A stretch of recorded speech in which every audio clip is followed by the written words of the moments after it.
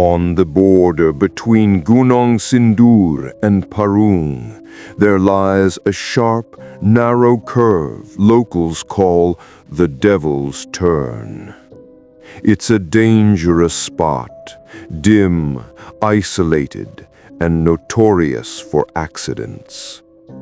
But strangely enough, right at that cursed bend stands a small roadside diner. A creaky wooden shack with a tin roof and a faded sign that reads Bu Rani's Diner, open 24 hours. People who live nearby have long whispered about it. No matter the weather or the hour, the diner is never empty. Day or night, there's always someone sitting, eating, or the faint clink of cutlery echoing into the darkness. But those who look closely often notice something off. Some of the customers sit eerily still. Others seem to eat without moving their mouths. A few walk out without paying. And yet Burani, the owner, never complains. Motorists passing through at night often catch disturbing glimpses. Long shadows moving inside the diner without any source of light. And yet, since the diner appeared, something strange happened. No more accidents occurred at that deadly curve. The locals took it as a blessing, but a few, the older ones especially, whispered that it was a curse paid in blood. Bu Rani's Diner first appeared around 2010. Before that, she was just a poor widow living in a rented shack near the road. Her husband had died in a truck accident, right at that same bend in Gunung Sindur. After his death, she struggled to survive by selling snacks to passing drivers. At first, no one dared stop. The place was infamous for ghost sightings. A woman in white standing in the middle of the road, a shadow crossing without sound. Sometimes the echo of footsteps, though the road was empty. Then, 1 year later, everything changed. The diner suddenly became incredibly popular. Truck drivers, night travelers, and even people from nearby towns began to stop by. They all said the same thing. Bu Rani's cooking has something different. It's addictive. Within months, Bu Rani grew rich.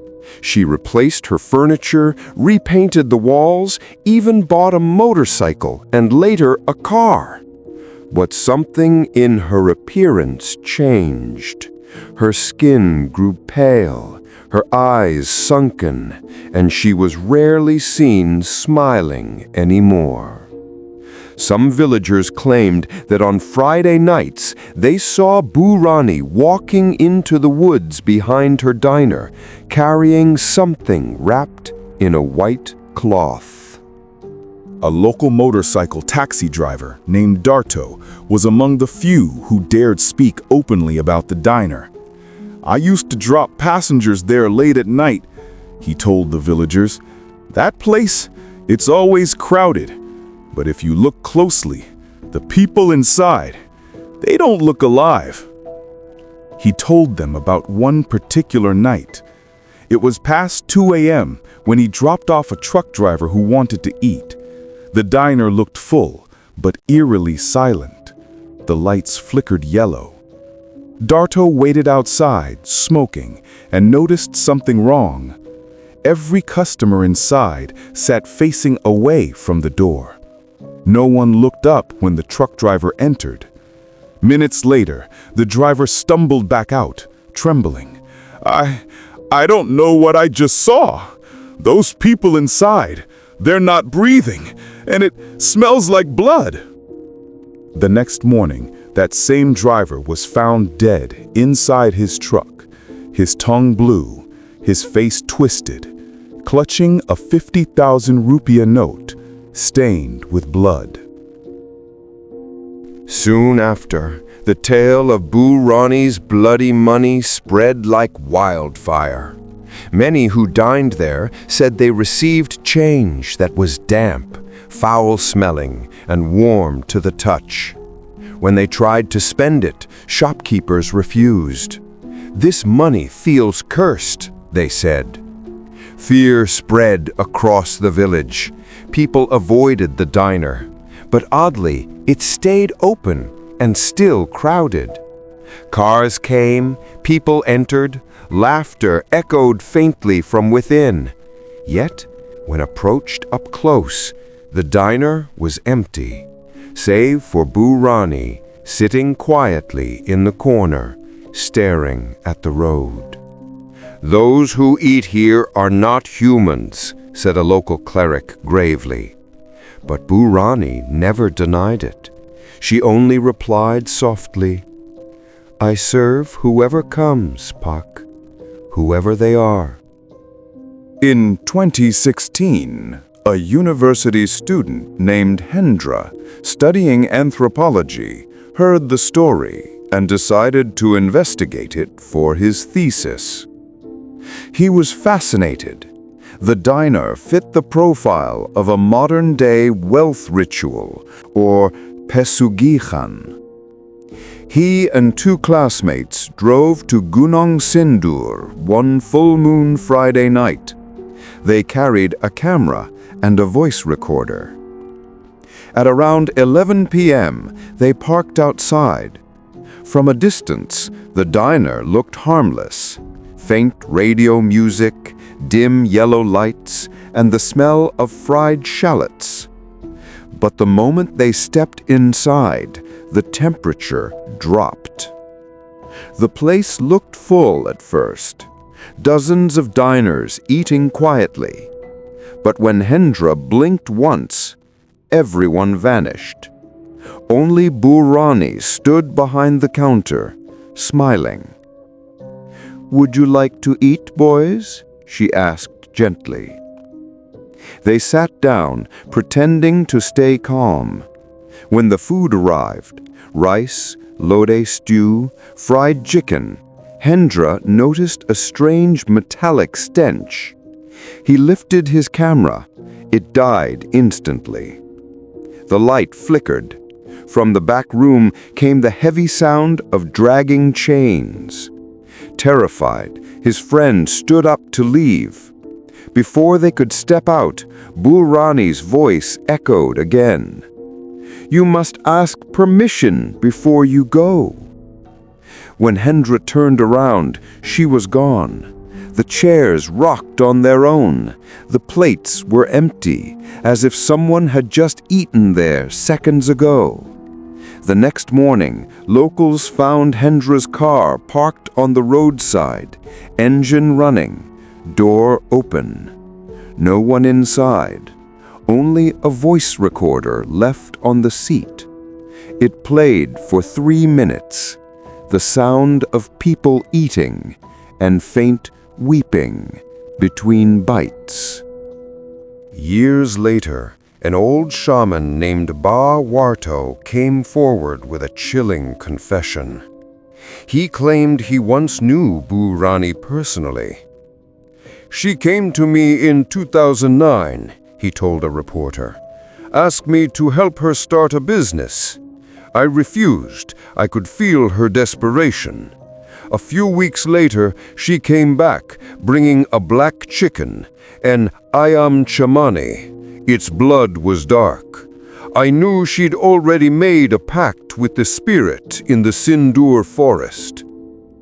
According to Mba Werto, behind the diner stood an ancient banyan tree, home to a powerful entity known as Ki Sampar, a spirit of old wealth rituals, a guardian who grants fortune in exchange for human souls. His mark was clear. His devotees' business would never run out of customers, but every few months a life must be taken. If the owner refused, the spirit would claim the lives of their loved ones instead. By 2018, villagers noticed Bu Rani was never seen in daylight. Her diner only opened from dusk until dawn. Anyone who came in the morning found the place locked from the inside, with a stench of decay seeping through the cracks. One night, a curious villager named Nardo peeked through the window. He saw Bu Rani standing before a small altar in the corner, lighting black candles, cutting the throat of a chicken, but instead of blood, black sand poured out. A few days later, she vanished. Yet the diner remained open. Lights on, the smell of food drifting into the night, and faint silhouettes moving inside. But when anyone approached, nothing. Just empty tables, warm plates, and swaying curtains. In 2021, a food delivery driver named Ari received an unusual order through his app. Pickup location: Bu Rani's Diner, Gunung Sindur. He was surprised. The place was supposed to be long gone, but the app showed a verified order, complete with payment confirmation and address. Curiosity won. He went. It was 1 a.m. when he arrived. To his shock, the diner was lit up as if open for business. Inside stood a woman wearing a headscarf behind the counter. "You must be here for the order, right?" she smiled. "The food's ready?" She handed him a black plastic bag tied neatly. When Ari tried to pay, she shook her head. "Already paid, dear. Just don't eat it on the way." Ari nodded and rode off. But halfway home, an overwhelming hunger struck him. He stopped his bike, opened the package, and tasted a spoonful. The moment it touched his tongue, he gagged. The food tasted metallic, rotting like blood. He spat it out, opened the box, and froze. Inside wasn't rice and chicken. It was clumps of soil, strands of hair, and chunks of flesh. Ari fainted. The next morning, villagers found his motorcycle toppled on the roadside, the food box still inside the storage compartment. On top of it lay a digital receipt. Order time 0113, August 15, 2021. Ordered by Ronnie M. Authorities demolished the diner shortly after. The land was cleared, the structure gone. But every Friday night, travelers still report seeing a faint yellow glow at the curve and the unmistakable aroma of freshly cooked food. Some delivery drivers say their apps still occasionally receive ghost orders from Bu Rani's Diner, Gunung Sindur. Even stranger, some claim they've seen a woman standing there, holding a plate of rice and fried chicken, smiling faintly at the road. No one knows for sure how much of this story is real. Was Bu Rani truly involved in a wealth pact, or was she just a lonely widow trapped in a cruel rumor? What can't be denied is that several people connected to her diner really did die or vanish mysteriously. A local journalist who once covered this story confessed that every night at exactly 2 a.m. he received phone calls from an unknown number. When he picked up, a soft female voice whispered, "My diner is still open, sir. Would you like to order?" Spiritual practitioners who visited the site after its demolition said the land still holds a heavy presence, not only from Bu Rani's lingering spirit, but from the entity that once fed on her offerings. Even now, travelers passing through the Gunung Sindur curve at night often smell stir-fried cassava leaves drifting on the wind. And if you stop long enough, you might hear a woman's voice carried through the darkness. "Sit down, dear. Eat first, so your fortune may flow." Locals still call this tale the never-empty diner of Gunung Sindur. They say you shouldn't laugh or speak lightly of it, because anyone who mocks the story will dream of a pale woman offering them a hot plate of rice. And if you accept it, the next morning her diner will reappear right where you're standing.